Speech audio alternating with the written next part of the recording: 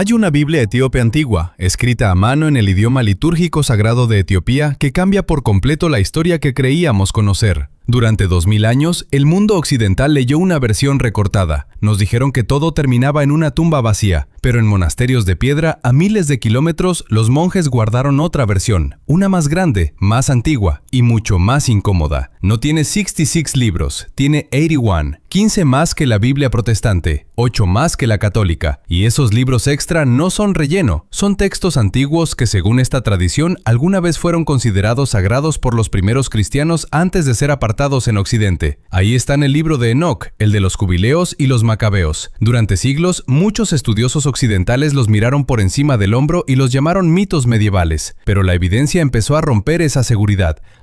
Los Evangelios de Garima, hallados en un monasterio etíope, fueron datados por radiocarbono entre los años 101 Seiche y 101 después de Cristo. Eso los convierte en los manuscritos cristianos ilustrados más antiguos del mundo. Mientras Europa atravesaba su Edad Media, en Etiopía se copiaban y conservaban textos que otros daban por perdidos. Y entre ellos había una historia que no encajaba con la versión limpia y controlada que se impuso en Occidente. El libro de Enoc es el golpe más fuerte. No se limita a decir que la humanidad era mala antes del diluvio. Habla de una invasión cósmica. Cuenta que 108 ángeles vigilantes descendieron al monte Hermón, tomaron mujeres humanas y engendraron una raza de híbridos llamada Nefilim, gigantes. Seres que, según el texto, dominaron la tierra y devoraron a la humanidad. Suena a ciencia ficción. En la Biblia etíope no se presenta como fantasía, sino como historia sagrada. Y el nivel de detalle es brutal. El texto nombra a varios de esos ángeles caídos: Semjasa, Azazel y Baraquiel. También dice que enseñaron a los humanos tecnologías prohibidas: forjar espadas, usar cosméticos para seducir y leer las estrellas para adivinar el futuro. No era solo pecado, era transferencia de conocimiento prohibido. Para la Iglesia romana eso era demasiado. Era salvaje, desordenado, imposible de domesticar. Así que lo sacaron. Etiopía, en cambio, lo conservó. Pero Enoc es solo el principio. La verdadera bomba está en un texto llamado Mashaf Akidan, o Libro del Pacto. Aquí la atención no se centra solo en la cruz, sino en lo que pasó después de la resurrección. En la tradición occidental, Jesús aparece brevemente tras morir. En la etíope permanece 40 days, 40, y durante ese tiempo no está simplemente consolando a sus discípulos. Está revelando instrucciones secretas que cambian todo el mapa espiritual. Según estos textos, Cristo enseña el lenguaje de los pájaros y los secretos de los elementos. Habla del fin de los tiempos no como una guerra de ejércitos, sino como una guerra de frecuencias y espíritus. El tono es urgente, místico, directo y sobre todo, empoderador para el individuo, no para la institución. No estamos ante un mensaje cómodo, estamos ante una preparación para la guerra espiritual. Lo más inquietante es que estos monjes creen que los 81 libros son las puertas estrechas de las que habla la Escritura. Para ellos, la Biblia de 66 libros es el camino ancho, una versión simplificada, hecha para las masas, una versión domesticada. Los 81 libros serían para los iniciados, para quienes aceptan el peso completo de la verdad. Si eso es así, entonces la pregunta cambia por completo. Ya no es qué añadió Etiopía, es qué quitó Occidente. Y ahora que estos textos se están traduciendo y publicando, ese sello de seguridad se ha roto. Por primera vez, mucha gente está viendo los archivos sin filtrar, sin suavizar. Pero si los gigantes y los vigilantes ya resultan extremos, espera a escuchar lo que Jesús dijo durante esos 40 days secretos, porque las instrucciones que dejó son todavía más extrañas y más precisas. En el Evangelio de Lucas, el tiempo entre la resurrección y la ascensión queda descrito de manera vaga. En el texto etíope, ese periodo es el centro de la historia. Ahí se cae toda la protección. El Cristo resucitado reúne a sus discípulos no solo para tranquilizarlos, sino para prepararlos para una batalla espiritual. Les habla del creador de sombras, una idea que golpea de frente. El mundo material, el de la riqueza, el estatus y los imperios físicos, sería en gran parte un escenario de fuerza engañosa. Les dice, no construyan templos de piedra, porque la piedra se desmorona. Construyan un templo en el corazón, porque ese permanece. Puede sonar como metáfora, pero en el texto etíope eso es una orden literal. También advierte contra la religión organizada. Predice que hombres con largas vestiduras usarán su nombre para acumular oro, y apunta directamente al futuro de Roma, que convertiría su cruz en espada. Ahí está el detalle que inquieta a los estudiosos, porque no habla en general, señala, nombra, y deja claro que, para esta tradición, la historia de Cristo no terminó en la tumba, apenas empezó. Durante un instante, parece como si estuviera mirando 2000 años por delante y viera las cruzadas, la Inquisición y las megaiglesias. Les dice a sus discípulos que el verdadero creyente debe mantenerse lejos de los sistemas fabricados por los hombres. Pero aquí está la trampa. Al mismo tiempo, propone una visión dual de la dusa humana que casi parece biológica. Dice que en cada persona soplan dos vientos, el viento de la vida y el viento del error. Y ese viento del error no es solo un mal pensamiento, lo describe como un parásito. Entra por la codicia, por los ojos cuando miran donde no deben, y por la boca cuando se dice una mentira. Una vez dentro, endurece el corazón, y entonces el ser humano se convierte en lo que él llama una tumba ambulante. Piensa en eso, un cuerpo que camina, respira, come, publica, funciona, pero por dentro ya está vacío. Un apocalipsis zombie, pero para el alma. Y entonces llega el antídoto. No es el diezmo, no es un rito, es el conocimiento, el gnosticismo. Aprender a vigilar los pensamientos como un guardia vigila una puerta. Aprender que el reino de los cielos está literalmente dentro del propio cuerpo, escondido en el silencio entre un pensamiento y otro. Por eso Roma tuvo que perseguir este texto. Roma necesitaba ciudadanos obedientes, gente que temiera al emperador y a los obispos. No necesitaba místicos conscientes de sí mismos que pensaran que la iglesia era prescindible. Si crees que Dios está dentro de ti, ya no vas a rendir pleitesía al templo, ya no te arrodillas ante nadie, y te vuelves ingobernable. La llamada Libro del Pacto también trae detalles cosmológicos extrañísimos. Habla de depósitos de nieve y de puertas de los vientos. Durante mucho tiempo eso sonó a poesía sin sentido, pero la meteorología moderna confirma que el clima se mueve en corrientes globales, literalmente como ríos de viento. ¿Cómo pudo un texto escrito hace 2000 años conocer esa dinámica de la atmósfera del planeta? También habla de un abismo de agua bajo la Tierra. Y otra vez aparece algo incómodo. La ciencia moderna encontró un océano inmenso de agua atrapado en la roca ringudita, muy profundo en el manto terrestre, con más agua que todos los océanos de la superficie juntos. La Biblia etíope, al menos en eso, parecía tener razón. Debajo de nosotros hay un abismo de agua. Estos golpes de efecto le dan una fuerza difícil de ignorar. Si el texto acertó sobre el agua y los vientos, ¿podría acertar también sobre el parásito espiritual? Durante estos 40 días hace falta una postura urgente. Esto no suena al pon la otra mejilla de un sermón suave. Suena más a un general dando las últimas instrucciones antes de abandonar el campo de batalla. Les dice que vendrá la oscuridad y que tomará su rostro. Esa es quizá la frase más inquietante del libro. Llevará mi cara. Predice que el mal absoluto no aparecerá como un monstruo, aparecerá como cristianismo. Parecerá un salvador, engañará al mundo entero, viéndose exactamente como aquello que pretende destruir. Eso encaja con las teorías del anticristo, pero aquí la idea es mucho más sofisticada y peligrosa. Sugiere que el engaño ya está dentro, incrustado en las mismas instituciones en las que confiamos. Y no solo dejó advertencias, también dejó un arma, una práctica secreta, conocida solo por unos pocos, que incluye control de la respiración y concentración de la atención, algo parecido a una meditación avanzada muy extendida en Oriente. Eso conecta con la teoría de Isa, según la cual Jesús pasó sus años perdidos en India o Tíbet. Las enseñanzas de la Biblia etíope se parecen muchísimo a las orientales. Karma, reencarnación, centros de energía internos, todo está ahí, disfrazado con terminología gnóstica. Así que tenemos un libro secreto, una advertencia sobre una iglesia falsa y unas instrucciones para despertar el poder interior. Pero si Jesús se fue, ¿dónde quedó la prueba material de su poder? La respuesta apunta a una pequeña capilla de piedra en la que a nadie se le permite entrar. Porque no se puede hablar de Etiopía sin mencionar el Arca de la Alianza. En Indiana Jones la encuentran en Egipto. En el mundo real, cada etíope cree que está en Axum, en la iglesia de Nuestra Señora María de Sion. Y no es una simple leyenda popular, es uno de los pilares centrales de su civilización. La historia se remonta a la reina de Saba. Viajó a Jerusalén, se reunió con el rey Salomón y, por decirlo suavemente, la relación fue más que diplomática. Volvió a Etiopía embarazada de un hijo, Menelik I.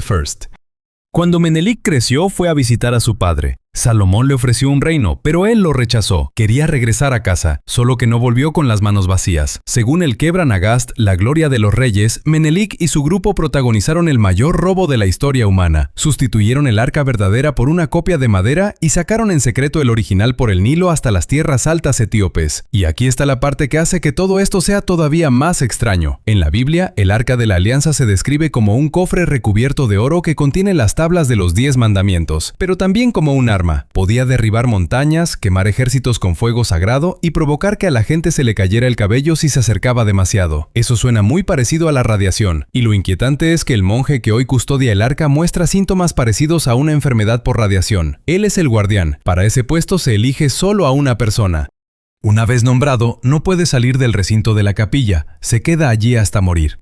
Se cocina su propia comida, reza sin parar y protege el objeto con su vida. Los periodistas que han logrado acercarse a esos hombres dicen que a menudo desarrollan cataratas, pierden la vista en pocos años, su piel adquiere una palidez extraña y mueren jóvenes. ¿Por qué una caja de madera haría eso? A menos, claro, que no sea solo una caja de madera. Y ahí es donde estas teorías empiezan a volverse completamente insensatas. Algunos dicen que el arca es un condensador, una pieza de tecnología antigua de alto voltaje. Otros aseguran que era un medio de comunicación, un instrumento para hablar con los vigilantes. Sea lo que sea, Etiopía lo protegió durante 3,000 years. Lo defendió con una obstinación que parece fuera de época. Y no es casualidad que lo hiciera. Etiopía es la única nación africana que nunca fue colonizada. En 1896, los italianos invadieron el país con armas modernas y artillería.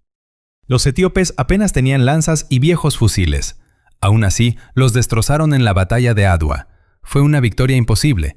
Aquí no la llaman milagro. Dicen que San Jorge cabalgó con ellos al combate. Pero también circula otro susurro, que el arca de la alianza estuvo allí, en el campo de batalla.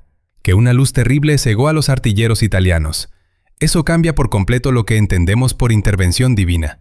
Y los cruzados ya lo sabían. En el siglo XIII, los templarios viajaron a Etiopía buscando el arca de la alianza. Sus símbolos pueden verse grabados en las iglesias de piedra de la Libela.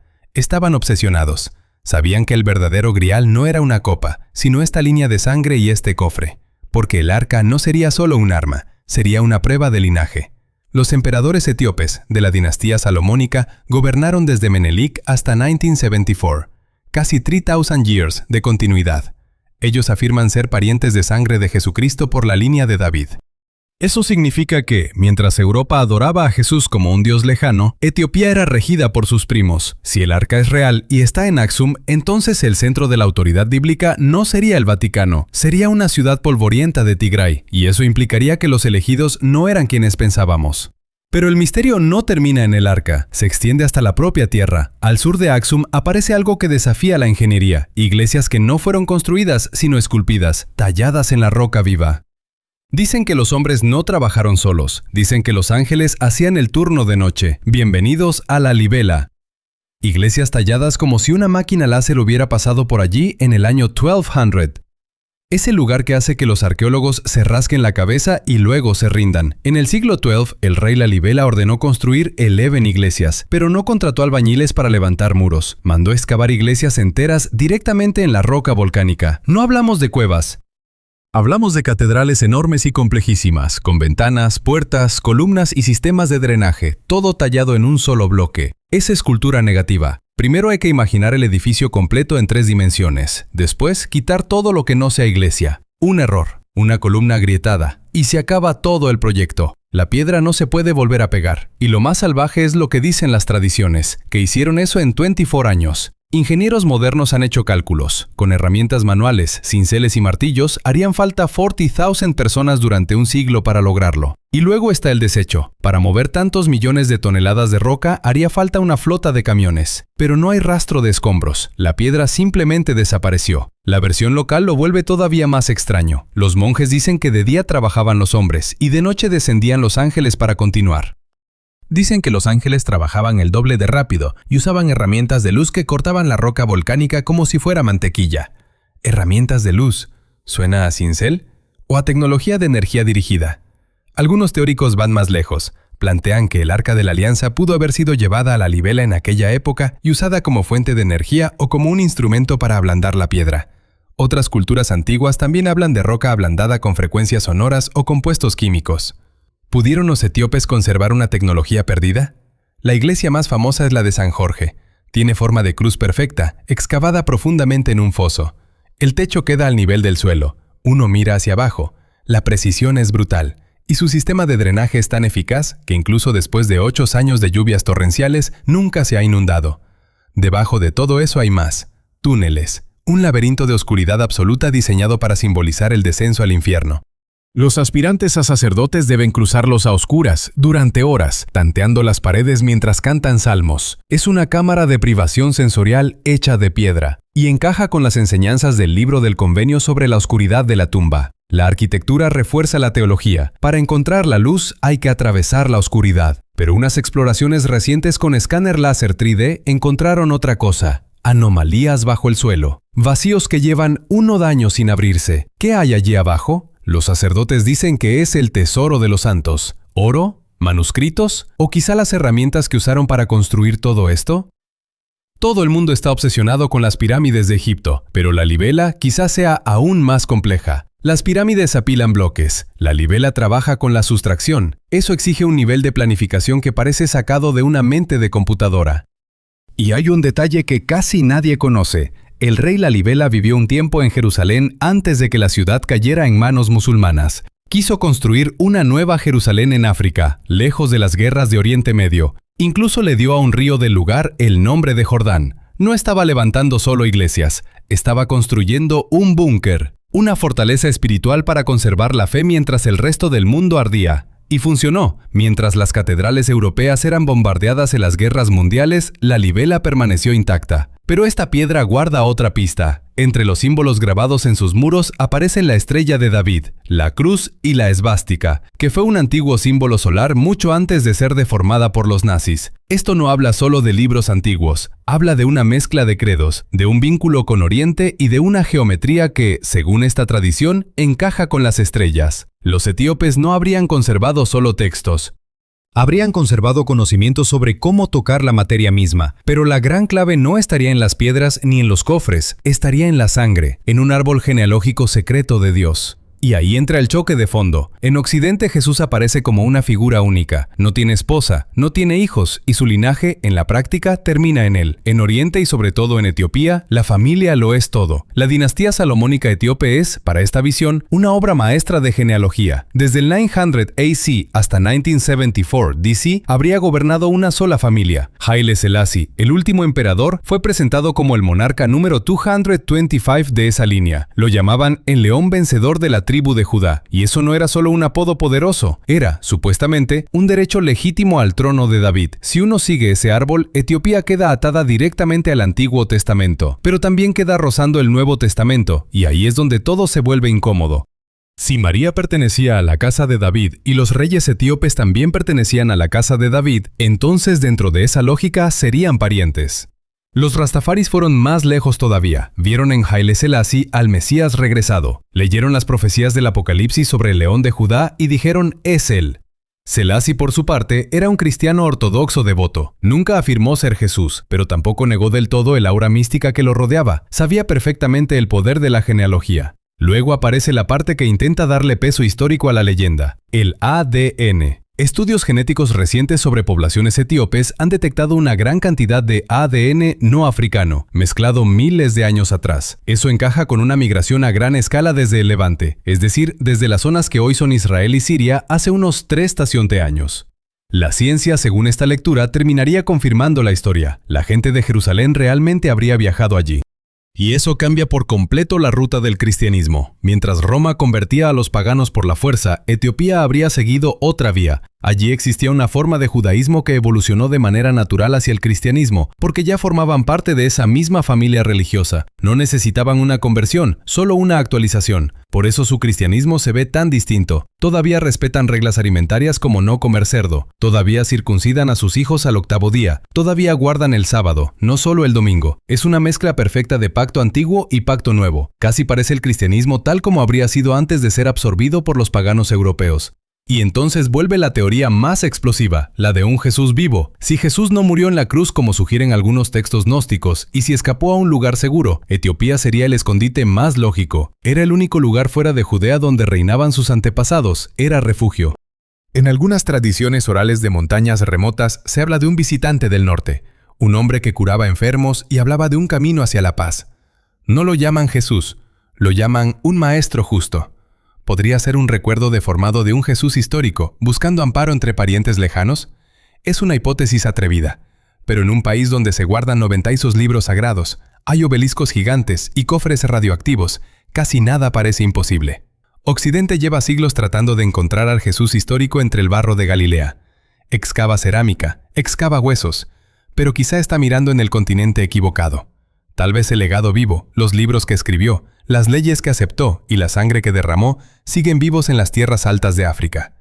Los monjes etíopes lo resumen con una frase simple: Occidente tiene agua, nosotros tenemos pozo. Y ahora el pozo se abre. El regreso de los guardianes. Entonces, ¿por qué hablar de esto justo ahora? ¿Por qué después de 200 de silencio, esto estalla en este momento? Durante 20 siglos, esos libros quedaron atrapados en cuevas polvorientas de las alturas. Los comieron los gusanos. Los vigilaban hombres con lanzas que preferían morir antes que dejar que un extranjero los tocara. Estaban enterrados bajo capas de piel de cabra y silencio. Y de repente, en los últimos 5 años, las compuertas se abrieron. ¿Por qué el algoritmo de YouTube empuja este contenido a millones? ¿Por qué aparecen traducciones no autorizadas en Internet más rápido de lo que los académicos logran frenarlas? ¿Por qué oyes hablar de la quebra Nagast en tu feed, entre un video de gatos y una noticia cualquiera? Porque el tiempo se acabó, porque algo acaba de sonar. Según las interpretaciones más audaces de estos textos, la historia humana incluye un mecanismo de protección contra el fallo.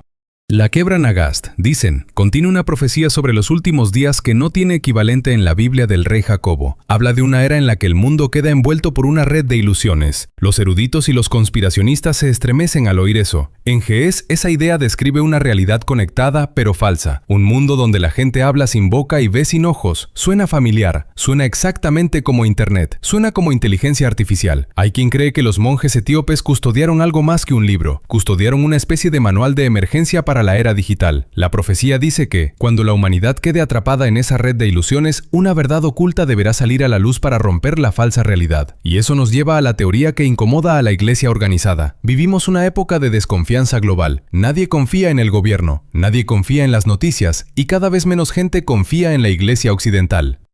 La gente tiene hambre. Tiene sed de una experiencia espiritual real, sin filtro, sin intermediarios. No quiere un mediador, quiere gnosis. Conocimiento directo. La publicación de estos textos etíopes alimenta esa sed como gasolina sobre el fuego. Refuerza una sensación que millones llevan arrastrando desde la infancia, que en esta historia falta algo, que nos ocultaron una parte, que nos engañaron. La versión de la historia que aprendimos en la escuela dominical era una versión suavizada, editada para encajar. Y, según esta teoría, el Concilio de Nicea no solo quitó libros para ordenar la Biblia, los quitó para desactivarnos. Los textos etíopes, como el libro de Enoc y el Quebra Nagast, no presentan al ser humano como una oveja que necesita pastor. Lo describen como una entidad espiritual poderosa, metida en una guerra cósmica. Hablan de los vigilantes, ángeles caídos que habrían intervenido en el ADN humano. Hablan también de tecnologías antiguas como la música, que hoy apenas empezamos a redescubrir. Si esos libros fueron apartados, la idea es brutal. Nos quitaron historia, pero también protección. Nos pasaron de protagonistas de una batalla espiritual a consumidores pasivos de religión. Pero Etiopía, al parecer, no siguió ese corte. Conservó una versión completa, mientras el resto del mundo recibió una más vieja, más limitada. Y la cosa se vuelve todavía más extraña cuando uno mira lo que dicen contener esos textos. No serían solo oraciones y salmos. Algunos investigadores creen que ahí hay claves de una física perdida. Incluso se ha hablado de levitación acústica. Miren las iglesias de Lalibela. No fueron levantadas piedra por piedra. Fueron excavadas desde arriba hacia abajo, talladas en un solo bloque de roca. Y eso deja una pregunta inquietante. ¿Qué sabían ellos que nosotros olvidamos? Porque si esta versión tiene algo de verdad, entonces la historia no fue solo escrita, también fue recortada. Y lo que quedó fuera podría ser precisamente lo que más necesitábamos recordar.